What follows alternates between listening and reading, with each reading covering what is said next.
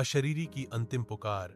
रात की ट्रेन ठीक 11:55 पर छूटी।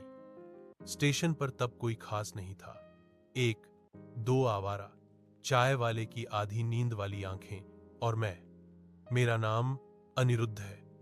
कोलकाता के एक निजी अभिलेखागार पुस्तकालय में काम करता हूं। पुराने दस्तावेज, डायरियां, पत्रिकाएं, ये सब मेरी जिंदगी है। लोग कहते हैं मैं अतीत के साथ जीता हूं। शायद सही है। इस ट्रेन में चढ़ने का कारण था एक गांव शिमुलडांगा। नाम सुनते ही कई लोग भौहें सिकोड़ लेते हैं। कारण बाद में समझ में आया। मेरे दादाजी की एक पुरानी डायरी हाल ही में पुस्तकालय को सौंपी गई। उसी डायरी में पहली बार शिमुलाडांगा का नाम मिला। एक पंक्ति बार बार ध्यान आकर्षित करती है। वहां जो देखा वह लिखने पर कोई विश्वास नहीं करेगा। फिर भी अगर कभी कोई पढ़े मत जाओ, कभी मत जाओ।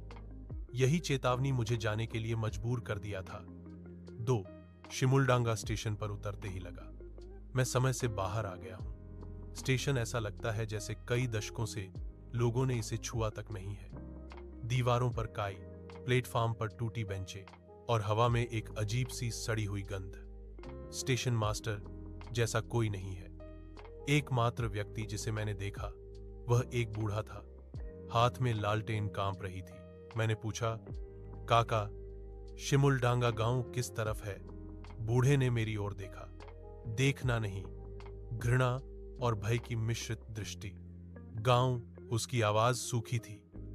यहां अब कोई नहीं रहता। मतलब? उसने फुसफुसाते हुए कहा, जो थे वे सब अब अलग हैं। मैं और कुछ पूछता उससे पहले ही वह चले गए। लालटेन की रोशनी अंधेरे में मिल गई, लेकिन गंध बनी रही। गांव पहुंचने में आधा घंटा पैदल चलना पड़ा। चारों ओर घना जंगल, सेमल के पेड़ लाल फूल जैसे खून की बूंदें हो। गांव में घुसते ही मुझे एहसास हुआ कि यहां कुछ भयानक गलत है। घर हैं, लेकिन लोग नहीं हैं। दरवाजे खुले हैं, घर खाली है। कहीं बर्तनों की आवाज नहीं है, कुत्तों का भौंकना नहीं है, यहां तक कि कीड़ों की आवाज भी नहीं है। एक घर के अंदर घुसा। मेज पर थाली सजी है, चावल सख्त हो गया है। ऐसा लगा जैसे लोग अचानक उठकर चले गए हों खाने के बीच में। अचानक पीछे से एक आवाज, आप क्यों आए हैं? मैं चौंकर मुड़ गया। एक लड़की, उम्र मुश्किल से 20-25, चेहरा पीला, आंखें असामान्य रूप से बड़ी। मैं शोध के लिए, मैंने कहा। उसने सिर हिलाया। यहां कोई शोध नहीं है, यहां सिर्फ इंतजार है। किसका इंतजार? उसने जवाब नहीं दिया, बस कहा, रात होने से पहले चले जाओ। 4, लेकिन मैं नहीं गया। मेरे दादाजी की डायरी में जिस घर का उल्लेख था उसे मैंने खोज लिया। गांव के बिल्कुल अंतिम छोर पर, जंगल के किनारे। घर एक पुराना जमींदार का घर है। बड़ी बड़ी खिड़कियां, ऊंची छत और बीच में एक विशाल आंगन। अंदर घुसते ही एक ठंडी धारा शरीर से गुजरी। दीवार पर टंगे आईने को देखते ही दिल कांप उठा।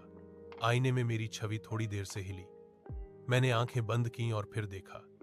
सब ठीक है। खुद को समझाया, डरने से काम नहीं चलेगा। 5 रातें जल्दी उतर आईं। कमरे के अंदर बैठकर डायरी पढ़ने लगा। दादाजी की लिखावट कांप रही थी।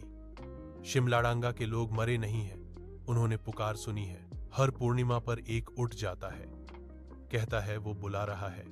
मैंने चेहरा देखा है, जिसे बुलाता है उसका अपना चेहरा। आखिरी पन्ने पर सिर्फ एक पंक्ति, आज मेरी बारी है। मेरे हाथ कांपने लगे। ठीक तभी बाहर से आवाज आई, अनिरुद्ध, मेरा नाम। मैं उछल पड़ा। अनिरुद्ध, दरवाजा खोलो। आवाज मेरी अपनी जैसी ही है। मैं खिड़की के पास गया और देखा। आंगन में कोई खड़ा था, बिल्कुल मेरी तरह दिखता था। वही चेहरा, वही कपड़े, बस आंखें काले गड्ढे जैसी। वह हंसा। तुमने बहुत देर कर दी, उसने कहा। दादाजी तो इंतजार करते करते खत्म हो गए। मैं चिल्लाना चाहता था, गले से आवाज नहीं निकली। वह धीरे धीरे आगे बढ़ा। हर पैर की आवाज मानो मेरे सिर के अंदर गूंज रही थी। शिमुलडांगा किसी को नहीं छोड़ता, उसने कहा। जो एक बार पुकार का जवाब देता है वह फिर नहीं लौटता। मैं पीछे हटते हटते आईने के सामने आ गया। आईने में देखा मेरी परछाई नहीं है। पीछे से ठंडा हाथ मेरे कंधे पर। अब तुम मेरी जगह रहोगे, उसने फुसफुसाते हुए कहा। अचानक चारों तरफ अंधेरा छा गया। सुबह 8 बजे गांव के रास्ते पर एक राहगीर आया। स्टेशन के पास पहुंचकर उसने देखा एक युवक बैठा है, आंखें खाली। राहगीर ने पूछा, आप कौन हैं? युवक ने धीरे से सिर उठाया, हल्की सी मुस्कान। मैं यहीं का रहने वाला हूं, उसने कहा। बहुत दिनों से हूं।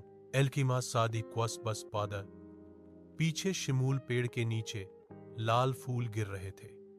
पूर्णिमा आ रही है।